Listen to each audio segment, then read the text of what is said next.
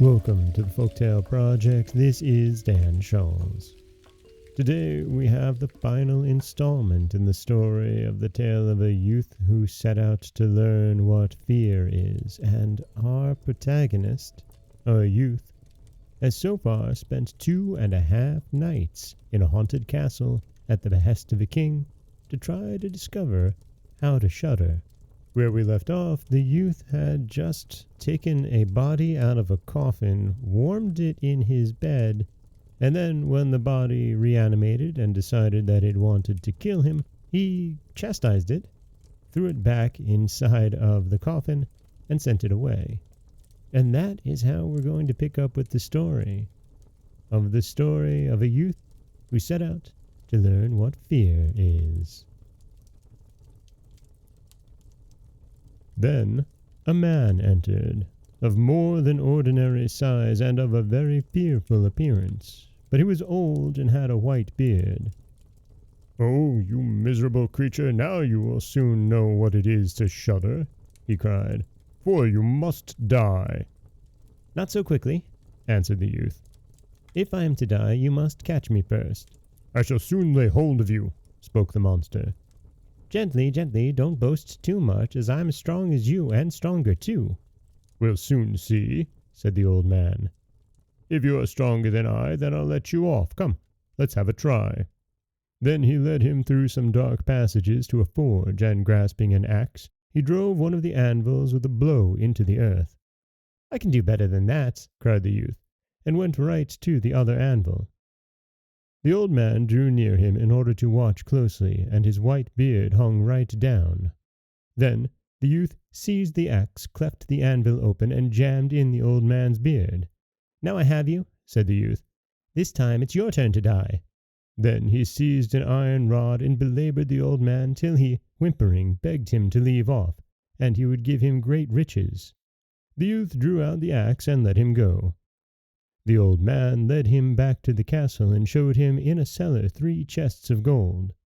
"One of these," he said, "belongs to the poor, one to the king, and the third is yours." At that moment 12 struck, and the spirit vanished, leaving the youth alone in the dark. "I'll surely be able to find a way out," said he. And, groping about, he at length found his way back to the room and fell asleep at his fire. The next morning the king came and said, "Well now, you've surely learned to shudder." "No," he answered. "What can it be? My dead cousin was there, and an old bearded man came and showed me heaps of money down below there, but what shuddering is no one has told me." Then the king spoke. "You have freed the castle from its curse, and you shall marry my daughter." "That's all charming," he said, "but I still don't know what it is to shudder." Then the gold was brought up and the wedding was celebrated, but the young king, though he loved his wife dearly, and though he was very happy, still kept on saying, "If I could only shudder! If I could only shudder!" At last he reduced her to despair. Then her maid said, "I'll help you. We'll soon make him shudder."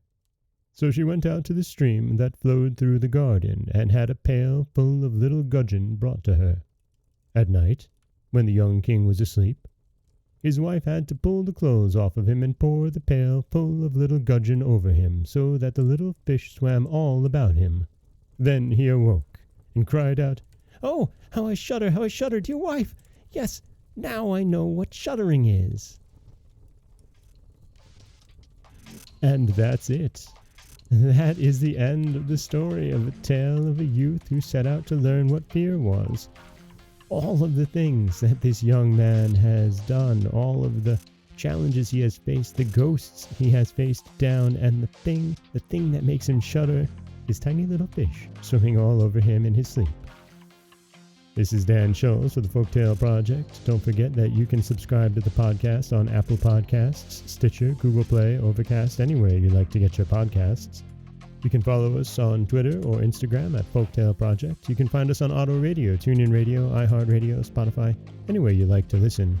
And you can always head over to folktaleproject.com, where you'll find a new story waiting for you every Monday, Wednesday, and Friday.